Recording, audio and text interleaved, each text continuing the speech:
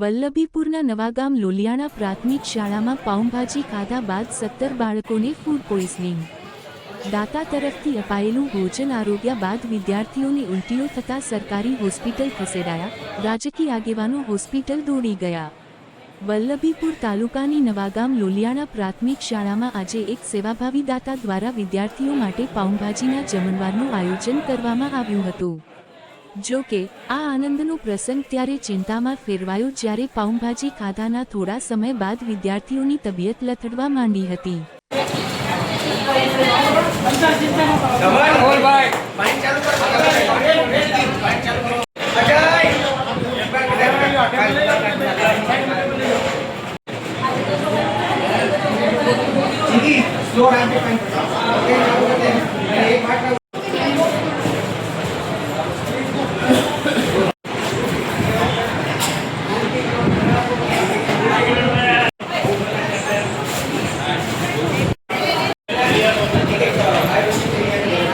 બેટા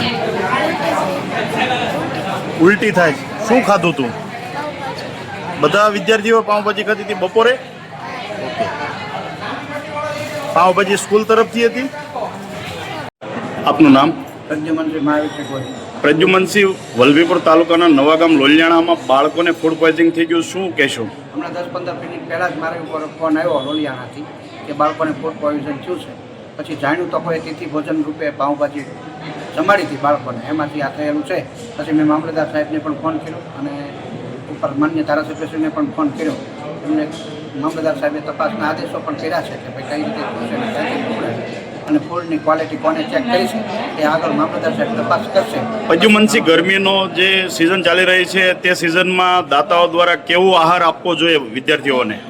આમ તો સૂકો નાસ્તો છે, પછી લાડવા છે, ગાંઠિયા છે, એવું આપે તો વધારે સારું. કેમ કે પાઉંભાજી જેવી વસ્તુ સવારમાં બાફી અને બપોરે આપે ત્યારે ક્યારેક ક્યારેક આવું થઈ જતું હોય છે, વધારમાં થતું નથી. જે પાઉંભાજી સંચાલન છે તો શું એની ઉપર કાયદેસર પગલાં લેવામાં આવશે? માન્ય મામલતદાર સાહેબને પણ કીધું છે કે એમને પણ બોલાવે, એમના જે પાઉંભાજી વધી છે, પાઉં વધ્યા છે, એનું ટેસ્ટિંગ થાય અને પછી એના માટે યોગ્ય તપાસ કરી અને એની ઉપર કાયદેસરની કાર્યવાહી. પાઉંભાજીના સેમ્પલ લેબમાં મોકલવામાં આવશે? હા. ઓકે.